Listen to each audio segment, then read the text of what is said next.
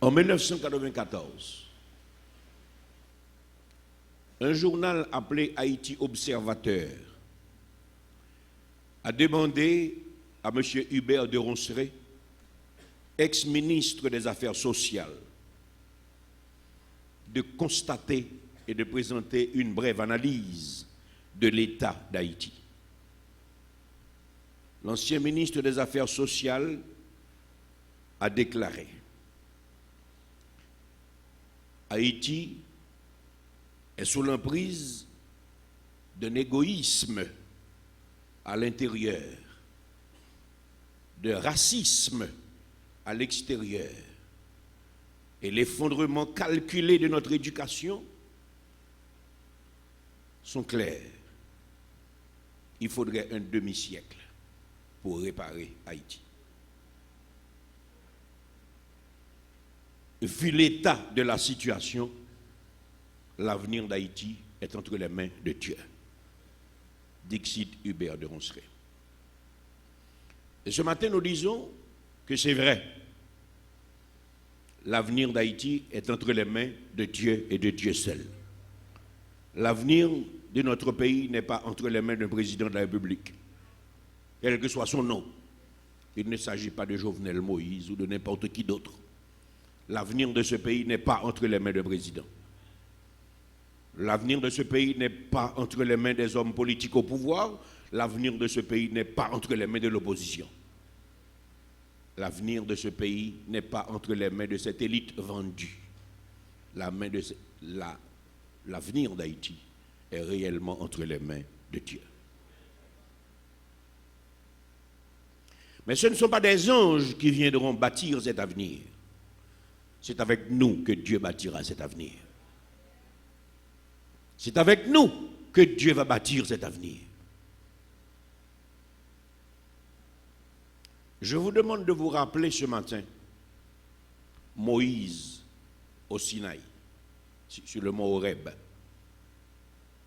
Dieu lui a dit: qu'est-ce que tu as entre tes mains? Il a répondu: un bâton. Dieu a pris le temps de transformer son bâton en y investissant son pouvoir personnel. Il a remis le bâton à Moïse et il lui a dit: va avec ce que tu as, c'est moi qui t'envoie. Je vous demande de vous rappeler ce qui est arrivé à Cana. Le vin venait à manquer. Marie est venue le souligner en Jésus. Jésus a pris contact avec celui qui était responsable de la réception et lui a dit: qu'est-ce que vous avez là? Nous n'avons que des vases vides. Jésus a dit: remplissez-les d'eau. Mais bien aimé, il faut toujours avoir quelque chose. Il faut toujours avoir quelque chose. Le peuple était en train de suivre le Seigneur.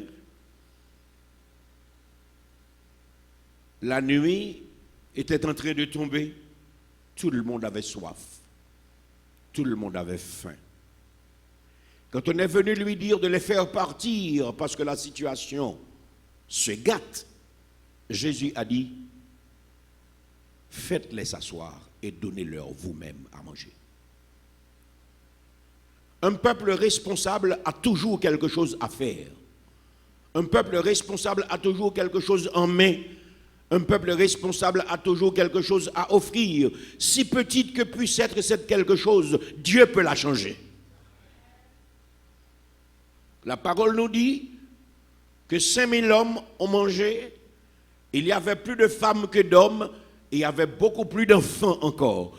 Tous ont mangé à satiété et des paniers en réserve étaient considérés. Aucune situation n'est perdue pour Dieu. La question ce matin, c'est qu'est-ce que nous avons en tant que Haïtiens? Présentez-vous devant le Seigneur et demandez-lui de changer le pays. Il va vous demander qu'est-ce que vous cherchez. Je ne sais pas si vous partagez mon avis, mais moi je cherche la justice et la liberté. Je cherche la justice pour tous. Je veux que la discrimination cesse. Ce pays qui vit avec des riches à l'extrême et des pauvres dans des situations infrahumaines est intolérable. Nous voulons la justice et nous voulons la liberté. Nous voulons l'équité, nous voulons le droit dans ce pays. Et quand Dieu vous demande qu'est-ce que vous avez, répondez donc que vous avez votre bonne volonté.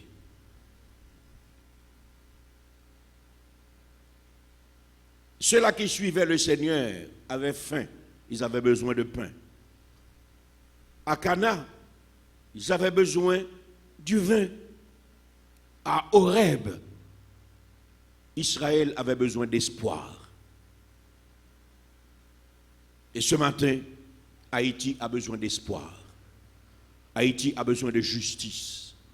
Haïti a besoin de liberté. Est-ce que Dieu peut faire?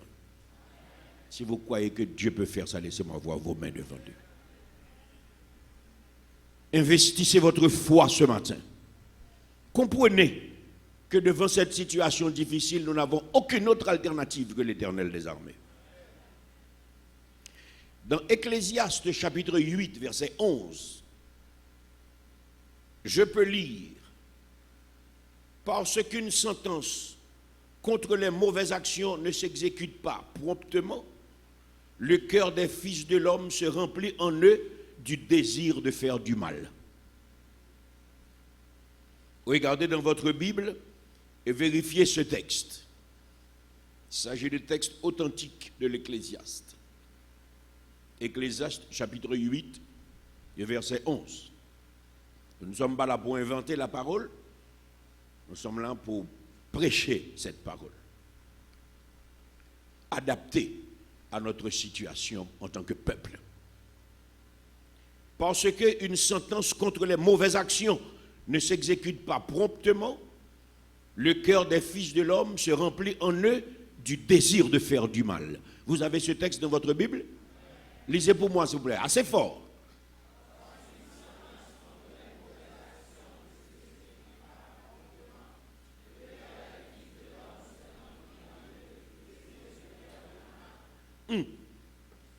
Parce que une sentence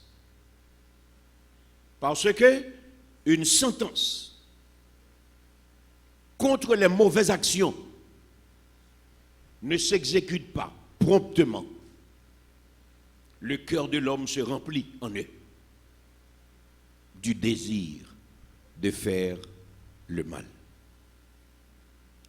Dans la version Archéo, le texte se lit ainsi: parce qu'une sentence contre de mauvaises actions n'est pas rapidement appliquée, le cœur des humains se remplit du désir de faire le mal. Parce qu'une sentence contre de mauvaises actions n'est pas rapidement appliquée, le cœur des humains se remplit du désir de faire du mal. Et ce matin, je suis venu vous dire que l'impunité, c'est la source de tous nos malheurs. L'impunité, voilà la source de tous les malheurs d'Haïti. Et comme proposition, je me permets de vous déclarer ce matin que quand un peuple social est bafoué, il est normal qu'il devienne revendicatif.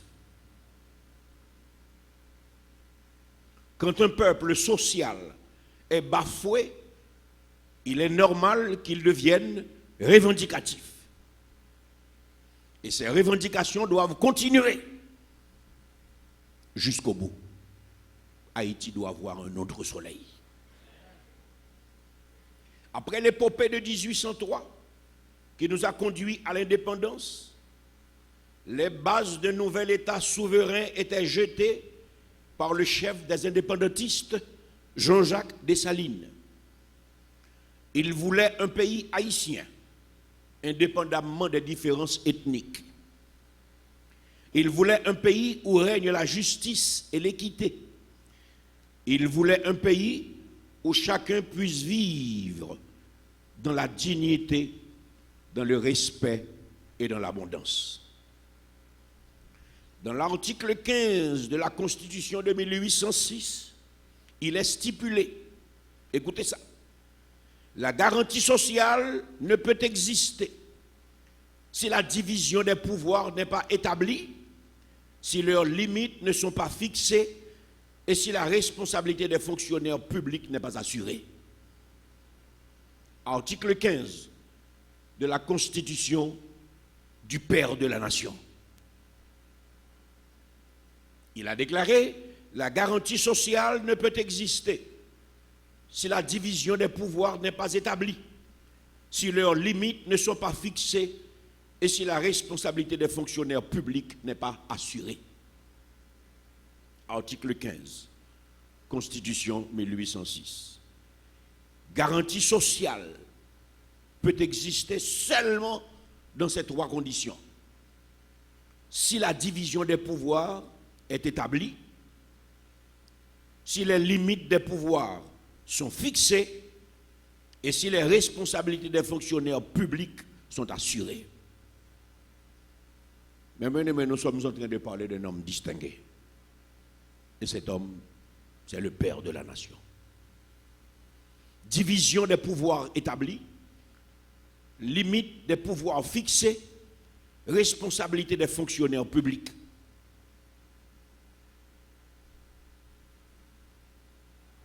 Contrairement aux croyances populaires selon lesquelles Dessalines était un sauvage qui croyait seulement au massacre, à la destruction, couper tête, bouler caille, le père de cette nation était un vrai civilisateur, un dirigeant politique dont la vision est encore actuelle.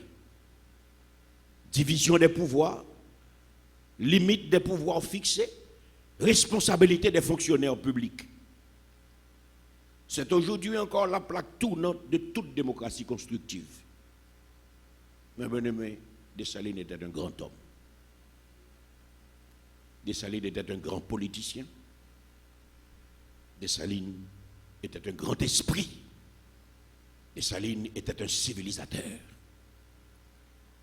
La séparation des pouvoirs, la fixation des limites des pouvoirs et la responsabilité des fonctionnaires publics.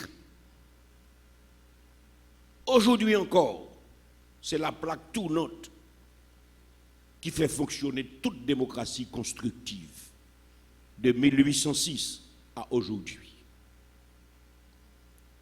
Mais c'est aussi à cause de cette vision politique d'égalité pour tous que Dessalines a été fauché. À cause de cette vision, il a été fauché, abattu par des ennemis de l'indépendance et de la liberté réelle de cette jeune nation. C'est à cause de cette vision d'égalité pour tous que Dessalines a été fauché, abattu par des ennemis de l'indépendance et de la liberté de cette jeune nation. Je me pose des questions ce matin. Depuis cet assassinat, qui est-ce qui a été puni? Je demande à chaque intellectuel de n'importe quel pays du monde, puisque nous sommes suivis, de répondre à cette question, s'il vous plaît. Depuis l'assassinat du père de la nation en 1806 jusqu'à aujourd'hui, qui est-ce qui a été puni? Qui est-ce qui a été jugé? Qui est-ce qui a été condamné? Qui est-ce qui a payé pour ce crime odieux? L'histoire répond personne. L'histoire répond personne. Alors si vous voulez comprendre la lutte d'Haïti aujourd'hui, il faut comprendre cette tranche de l'histoire. Au lieu de rendre justice à cette nation, les auteurs de l'assassinat ont distribué des terres de l'État à des officiers complices et la majorité nationale a été abandonnée à elle-même.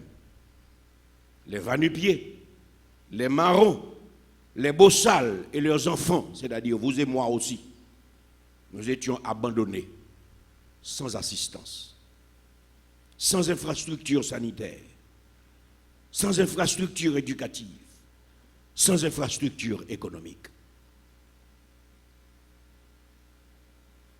Les assassins se sont tournés vers l'extérieur. qu'ils considèrent comme leur patrie. Et ils ont abandonné les marrons qui ont fait l'indépendance de ce pays. Sans infrastructure sanitaire. La honte de cette question, c'est qu'aujourd'hui encore, nous n'avons même pas un hôpital sérieux dans ce pays. Les preuves historiques sont là. Nous avons une classe politique qui ne peut pas doter le pays même d'un hôpital.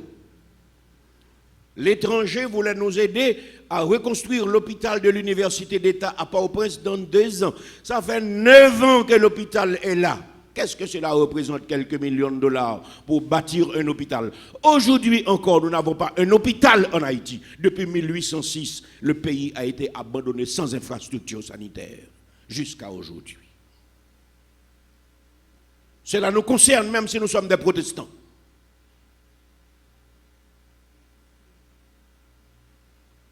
Ils ont galvaudé. Chaque fois que nous avons essayé d'édifier un système d'éducation, cette éducation a été galvaudée. Quand nous réalisons qu'il faut combien de temps pour bâtir un jeune garçon bien fait, une jeune femme bien faite, nous réalisons qu'avec l'effondrement de l'éducation en Haïti, il faut beaucoup de temps pour rebâtir ce pays et reprendre les rênes de l'histoire. Aujourd'hui encore, nous sommes sans terre. Les grands propriétaires terriens, qui sont-ils?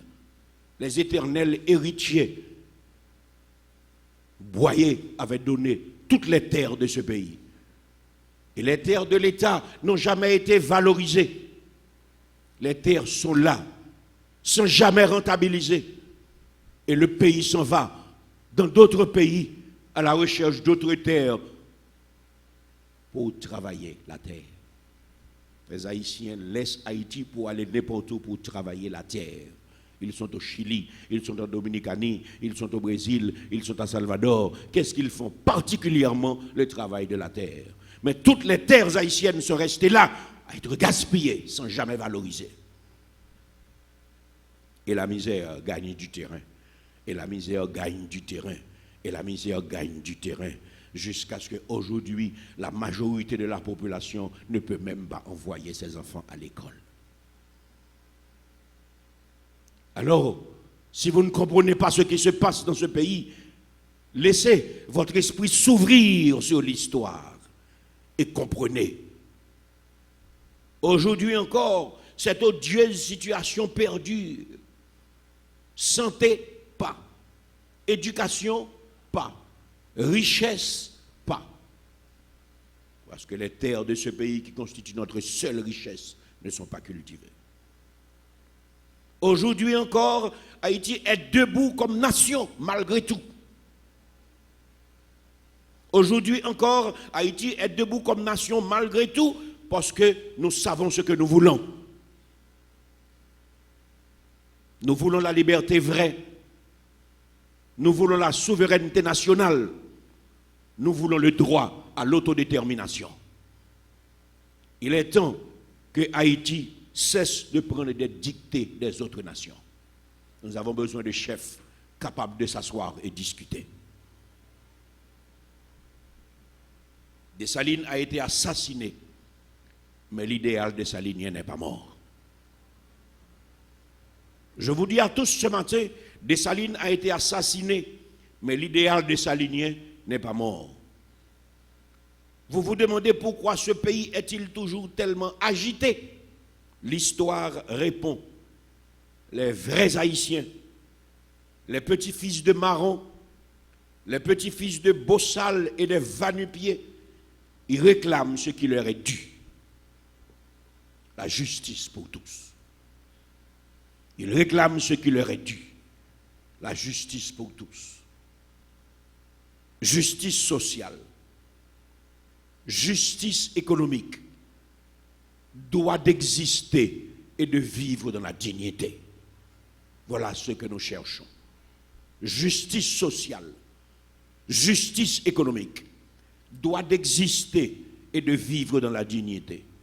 Notre lutte aujourd'hui encore, c'est pour dire non à l'impunité qui a sapé les bases de notre pays.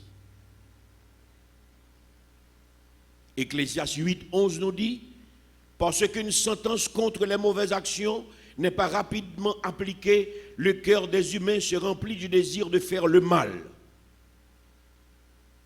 Je me permets de vous dire aujourd'hui que depuis Platon, la justice a été considérée par les auteurs politiques de toute obédience comme l'une des qualités premières d'un bon ordre politique.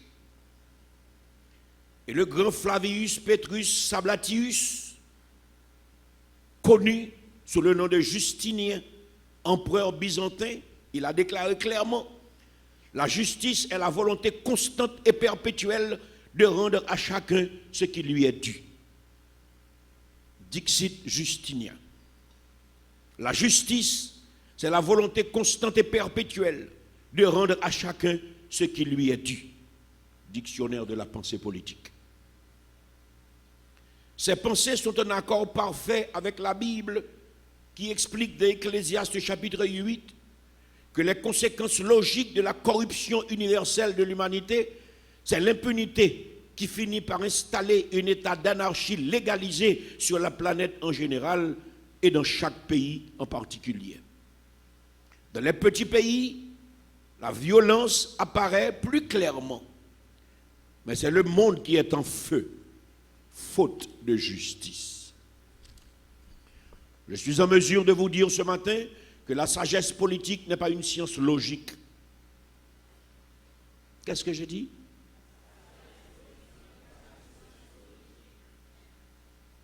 La sagesse politique n'est pas une science logique.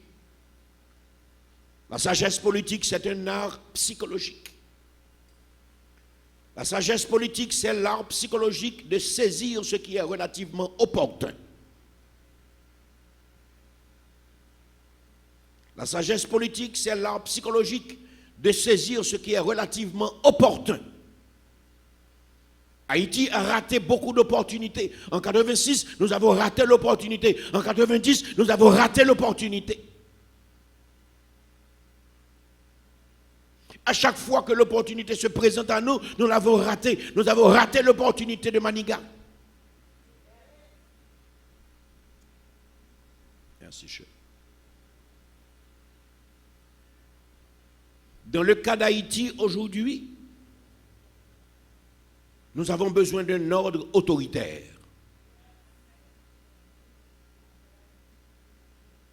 Dans le cas d'Haïti aujourd'hui, nous avons besoin d'un ordre autoritaire capable de prévenir une insurrection généralisée. Si la nation est sage, si les dirigeants sont sages, si les élites sont sages, ils ont besoin de comprendre cette sagesse politique dans sa dimension réelle. Nous avons besoin d'un ordre autoritaire aujourd'hui, capable de prévenir une insurrection générale. Mais cet ordre autoritaire doit sortir de la réserve saine de cette nation.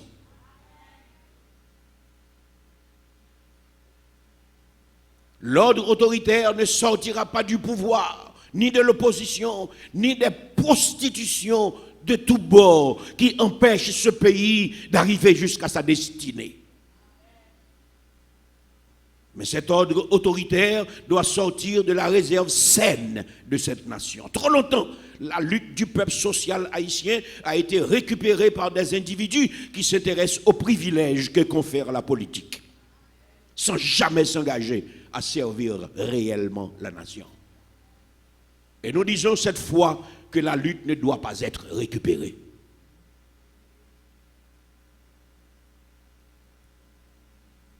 Nous avons besoin d'un ordre autoritaire qui inspire confiance aujourd'hui.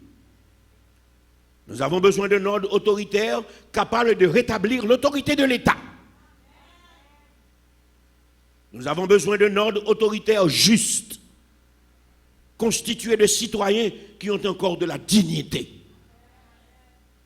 Nous avons besoin d'un ordre autoritaire honnête, capable de dialoguer, de négocier, capable d'harmoniser les différences pour le bien-être de toute la nation, comme le voulait l'illustre assassiné de 1806. Aujourd'hui, c'est toute l'âme nationale haïtienne qui réclame justice, qui dit non à l'impunité installée depuis trop longtemps sur cette terre qui est le symbole de la liberté pour tous. Parce qu'une sentence contre de mauvaises choses n'est pas exécutée promptement, le cœur des fils de l'homme se remplit en eux du désir de faire le mal. 1% de la population possède tous les biens du pays, tandis que 99% croupissent dans une existence infrahumaine, sous les regards indifférents et complices de l'international. Ce n'est pas la volonté de Dieu, mes bien-aimés. Ce n'est pas la volonté, non, ce n'est pas la volonté de Dieu. Bien-aimés, la vie est une compétition. La vie est une compétition dans laquelle nous devrions tous avoir les mêmes droits. C'est l'injustice et l'impunité qui ont fait de cette compétition un brigandage. Les riches contre les pauvres, les dominants contre les dominés, les prétendus blancs contre les soi-disant noirs. Les barrières qui nous divisent sont le résultat de la méchanceté des humains. Mais heureusement, Dieu contrôle les situations. Le moulin de Dieu, dit-on, tourne lentement. Le moulin de Dieu, dit-on, tourne lentement. Et en créole, nous disons, justice, bon Dieu, c'est cabouette bœuf. Mais vous savez, sa justice est encore active. La justice de Dieu est encore active. Les dirigeants du monde sont indifférents aux distinctions morales, mais le jugement de Dieu est certain. En son temps, il se manifestera. Et alors les premiers seront les derniers. Et les derniers seront les premiers. L'avenir d'Haïti est entre les mains de Dieu. Mais c'est à nous de livrer bataille. Et c'est à Dieu de nous donner la victoire. L'avenir d'Haïti est entre les mains de Dieu. Mais c'est à nous de livrer bataille. Et c'est à Dieu de nous rendre la victoire. Que Dieu bénisse notre lutte et que Dieu délivre Haïti.